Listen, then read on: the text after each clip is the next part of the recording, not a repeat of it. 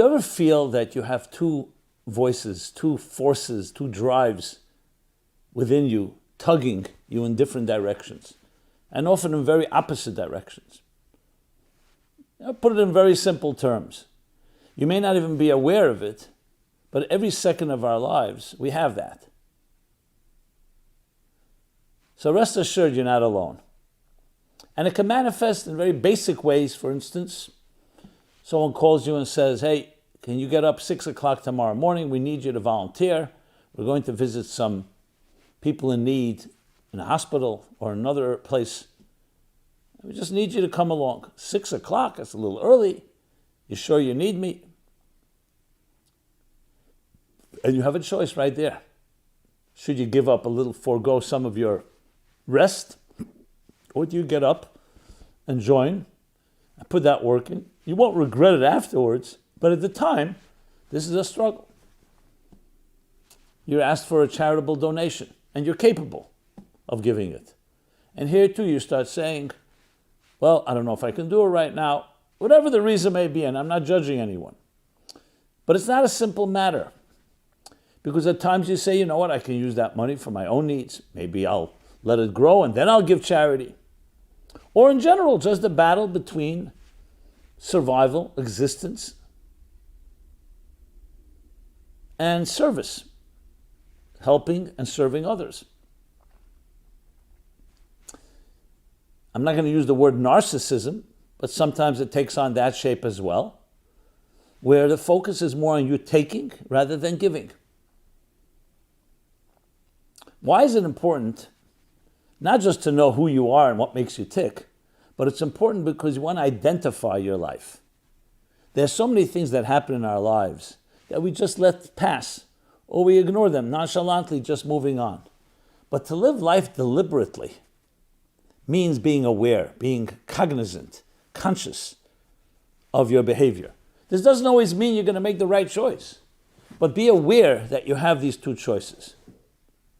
And indeed, this is a central theme, especially in mystical teachings, but in general, when you look in the chapters in the Torah that we read these weeks, the battle between Jacob and Esau, the twin brothers, is a perpetual battle, and it is the battle between physicality and spirituality.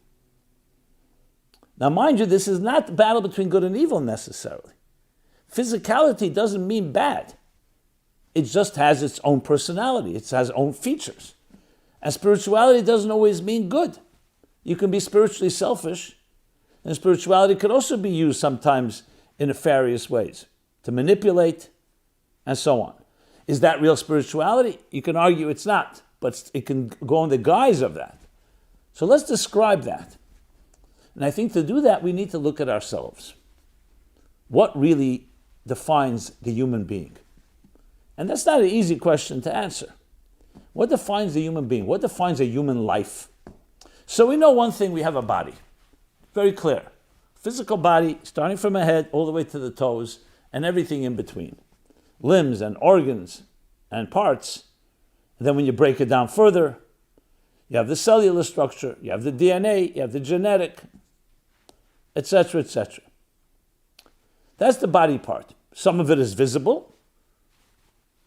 You talk about your eyes, your ears, your nose, your mouth, senses, taste, touch, sight, sound, taste, touch, and smell. And some of it is not so visible. First of all, there's the internal organs. And then there are the more minute and microscopic parts of us that today we know how important they are.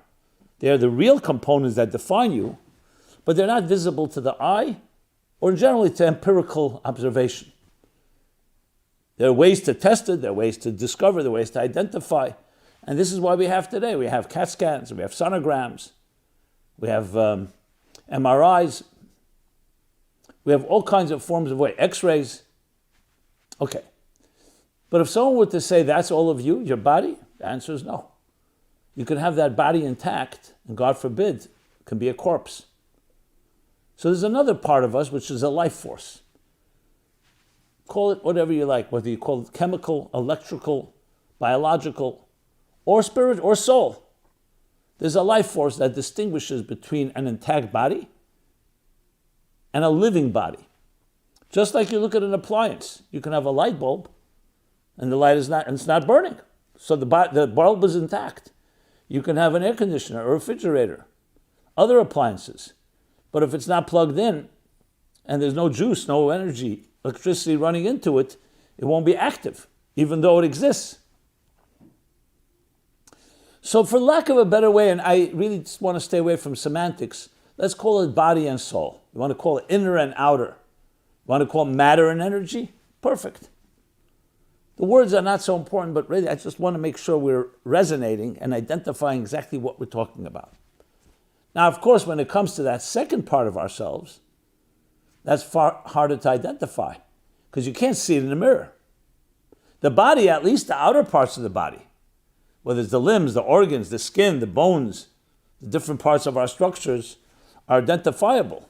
They're empirical. There are some ways they're tangible or they're easy to recognize, easy to observe. Perhaps with some machinery, with some equipment that we need, instruments. When it comes to the soul or the energy, how do you measure energy? Much harder. First of all, it's not physical. Not something you can just palpably touch and experience, not tangible. But it's still there. We all know what it means to be alive. As a matter of fact, the cessation of very life is not so simple to define. Someone say, what does it feel like being alive? So was that, you feel energetic, you feel motivated? No, just the mere fact that you're alive. The answer is that if you describe a feeling, a sensation, that alone tells you there's a problem. Life should not feel like anything. If you feel like living, meaning you feel your heart thumping, or your breath is short, that means that it's not in a perfect alignment. There may be a good reason for it. You exercise it, whatever the reason may be. So if you feel any type of sensation, that's already not seamless life. You could say, today I feel I'm in a good mood, or I feel a little pain here, or I feel a thud, or I feel a dull or sharp sensation. But life itself is a seamless flow. Just like when you look at, going back to electricity, when it's energizing an appliance, it shouldn't be flickering, it shouldn't be sparkling, it shouldn't be sparking. It should be just a smooth flow, and you just see one entity, a light bulb that's illuminated, a refrigerator that's refrigerating and cooling food. So what do we know about this soul energy part of ourselves? So we'll use an analogy. It comes from the book of Proverbs, where it says, the soul of a human being is a divine flame. It's the flame of God. In other words, we're compared to a flame, but a divine flame, and we'll talk about that shortly. When you look at a flame, you study it, you see the flame and the wick is the closest approximation to how your soul and body work, or how the energy and matter work. A wick is very grounded. It actually grounds the flame. A flame on its own is restless, flickering. Could be smooth flickering, meaning it's not making any noise, but it still flickers. It defies gravity. It reaches upward. A flame illuminates. It warms its environment. The wick, as I said, is the ground. So if you think of it that way, your energy within you is not just electricity. It actually is a force of transcendence. And here where the two voices come back to what we discussed, or the two souls.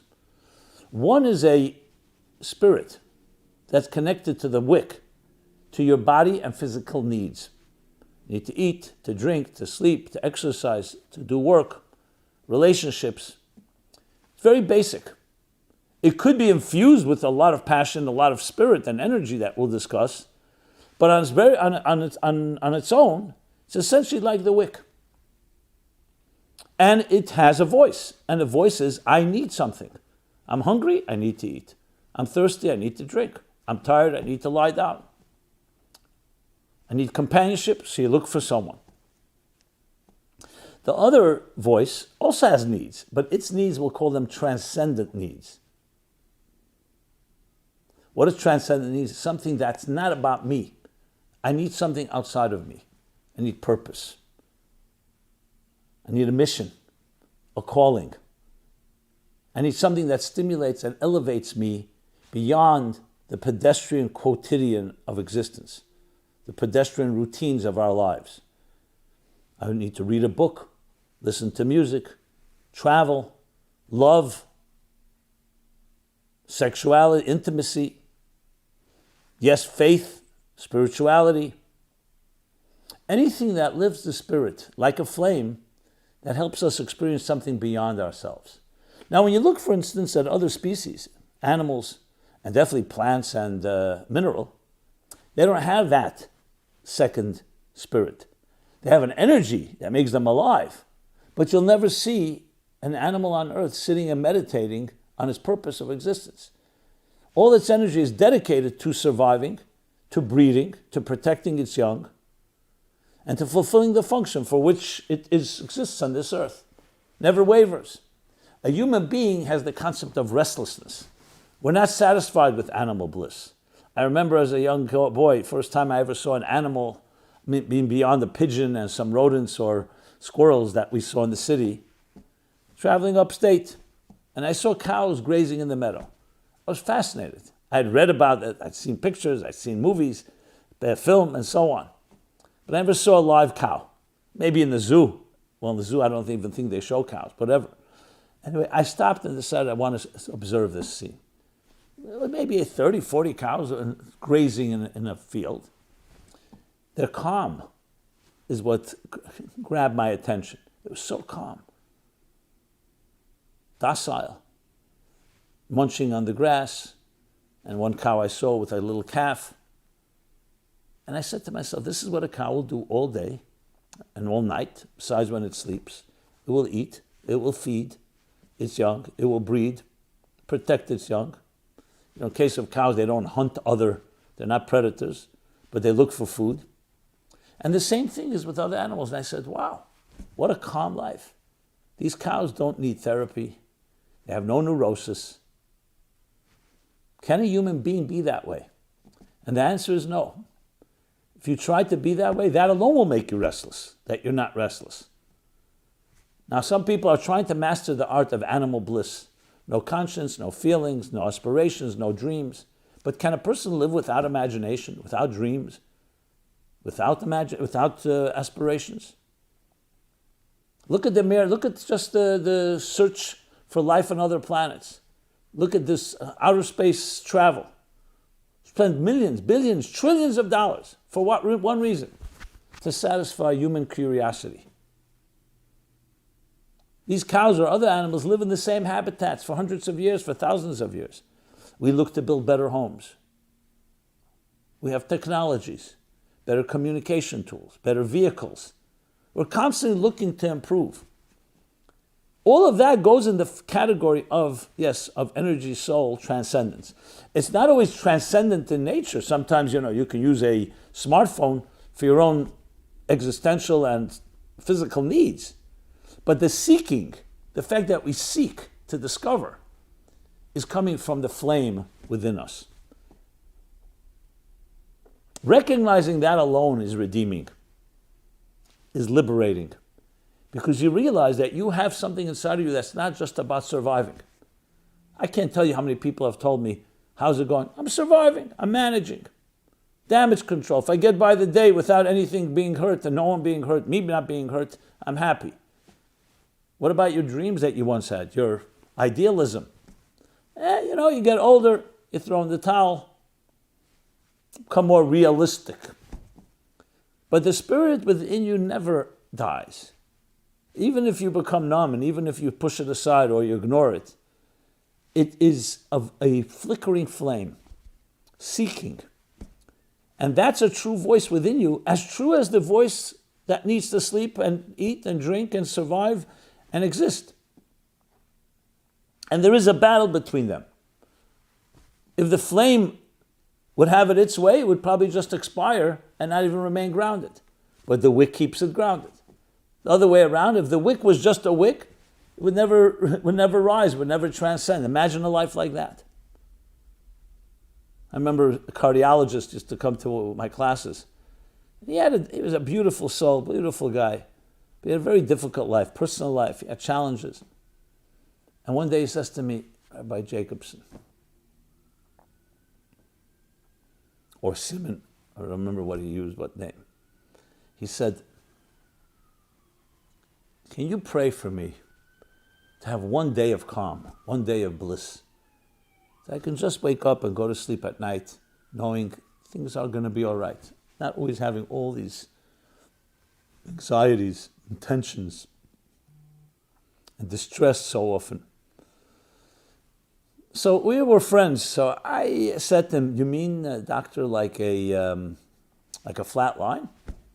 She says, no. That's not what I'm asking. A flat line, of course, in a cardiogram is not a good sign. It's a sign that the heart stopped.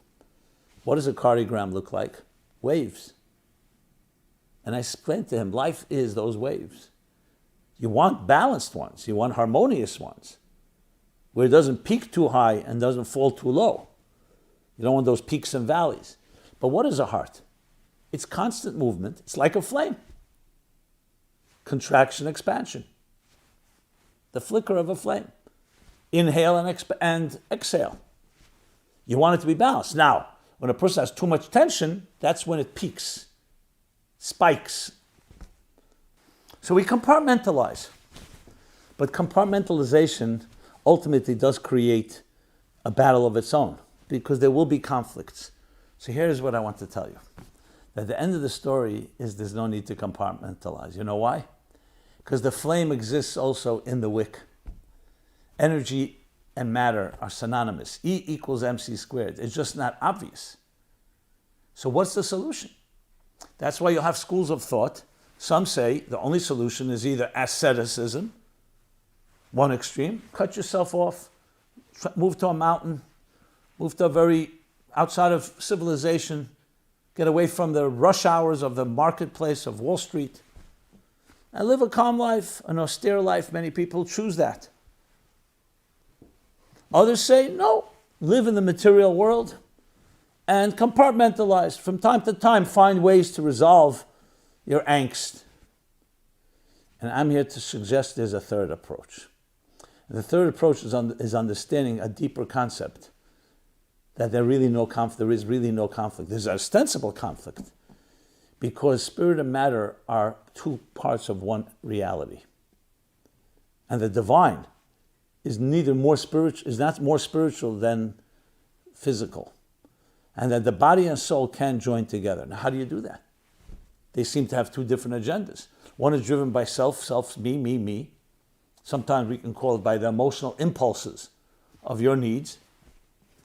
The other is much more reflective, meditative, contemplative. The answer is by spiritualizing the material.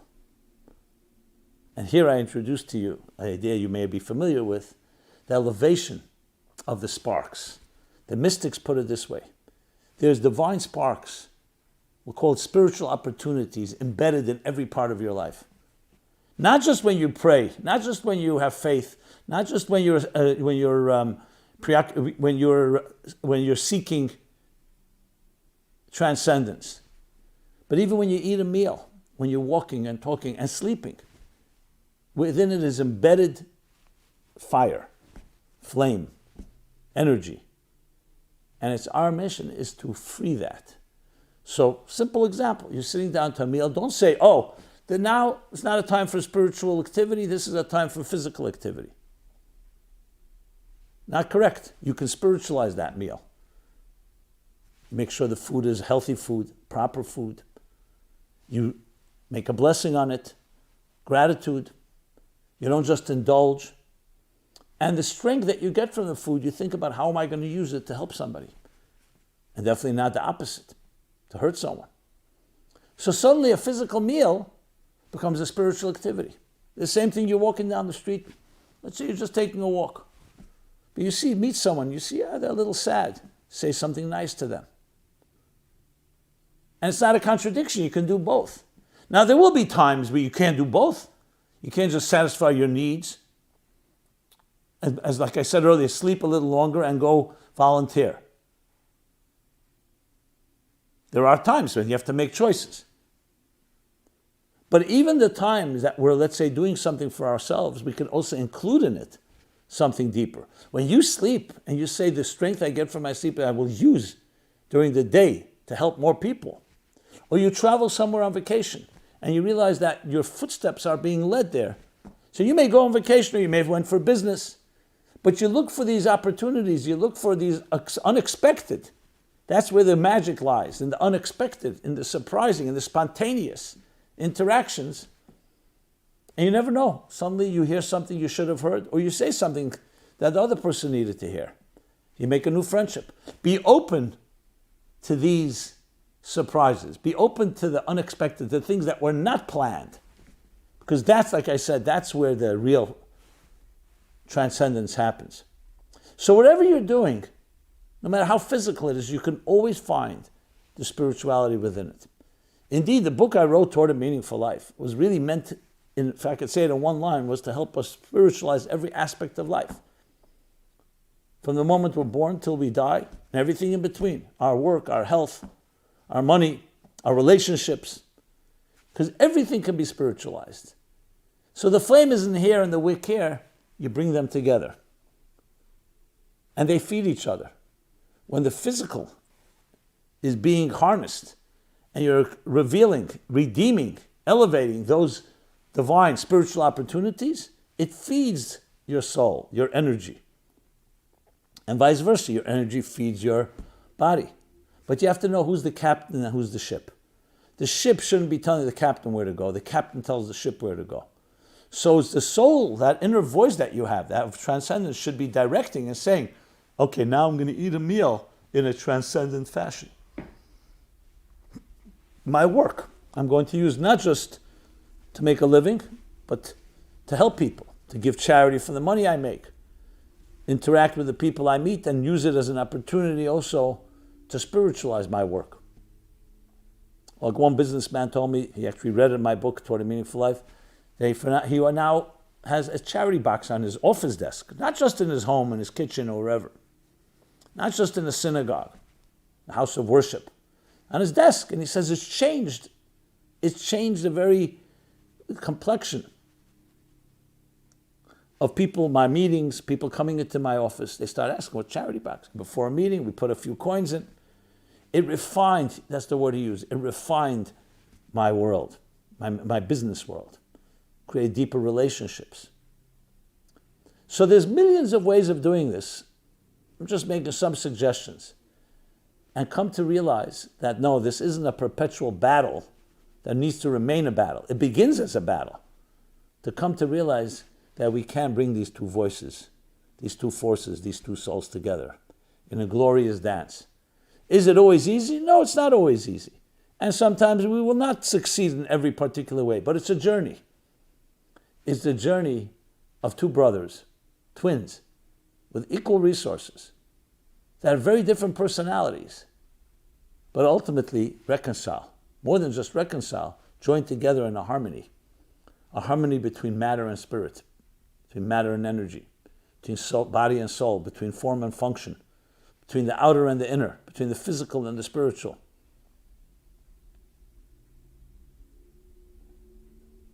So just like you have letters of a page in a book, those letters are connected to the message that they're delivering in a seamless flow. Just as your musical notes, you play the notes, but it delivers this beautiful music. All of this are examples of where form and function, where body and soul, spirit and matter join together. And then you have that total harmony and synergy that's stronger than the sum of the parts. May you be blessed, may I be blessed, may all of us be blessed to find that formula. But it's essentially about spiritualizing your material life. Thank you so much. This has been Simon Jacobson. Meaningful Life Center, meaningfullife.com is our website. Check it out. And please share. Please share this with others. That's another way of spiritualizing your relationships. And I'd love to hear your feedback, your thoughts, your comments, suggestions. And stay in touch. Check us out, meaningfullife.com, with a wide array, a full array of different activities, programs that you can access easily online that discuss and cover literally, virtually every topic in life, the entire spectrum. Be well and be blessed. Thank you. This program is brought to you by the Meaningful Life Center. Please help us continue our programs. Make even a small contribution at meaningfullife.com/donate.